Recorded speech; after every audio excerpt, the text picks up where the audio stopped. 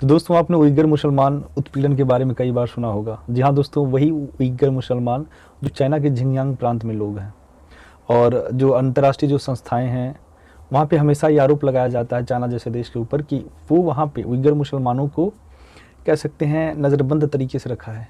वहाँ पे महिलाओं का जबरन निकाह किया जाता है, महिलाओं का शोषण किया जाता है, उनके साथ बलात्कार किया जाता है। वहाँ के पुरुषों को ज़बरदस्ती ऐसे कार्यों में लगाया जाता है जिसमें उनकी रुचि नहीं है। मतलब तमाम तरह का प्रताड़ना उनके साथ किया जाता है। और तकरीबन 10,000 मस्जिदों को जिस प्रकार से वहाँ गिराया गया, हज़ारों मौलवियों को कब्जे में रखा गया, जो वहाँ उइगर मुसलमानों के बीच में जो धार्मिक गुरु होते हैं उनको कैद किया गया, ये बात पूरी दुनिया जानती है। और ऐसे में कनाडा जैसा देश एक बार फिर इस मुद्दे को तूल दे दिया है, हवा दे दिया है।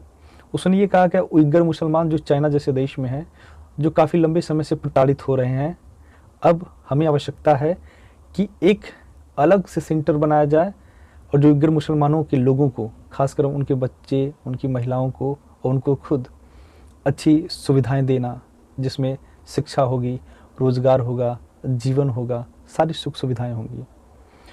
और ये जैसे ही कनाडा जैसा देश इस चीज़ का ऐलान करता है, उसके बाद चाइना जैसा देश तमाम तरह के आरोप लगा देता है कनाडा के ऊपर कि कहीं ना कहीं आप हमारी वैश्विक जो साख है, जो वैश्विक स्तर पर मेरी जो इज्जत है, आप उसे मिटाने का प्रयास कर रहे हैं, उसकी ख्याति को बदलना चाहते हैं। तो मैं आपको बता दूं, जो उइगर मुसलमान हैं हमारे यहाँ पूरी तरह से सुरक्षित हैं।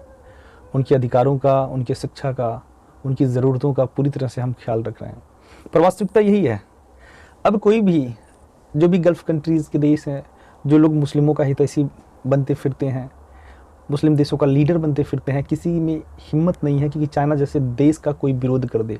सबको पता है, तमाम तरह की एजेंसियों ने यह दावा किया है कि उइगर मुसलमानों को जिस प्रकार से प्रताड़ित किया जाता है चाइना के अंदर, जबरन उनका नसबंदी किया जाता है, उइगर मुसलमानों की बहन बेटियों का ज़बरदस्ती शादी करा दिया जाता है, सबको ये बात पता है। पर कोई भी देश वहाँ पर हस्तक्षेप नहीं कर सकता, क्योंकि उसे पता है ना कहीं किसी न किसी प्रकार से चाइना जैसा देश उसे इतना कर्ज दे दिया है।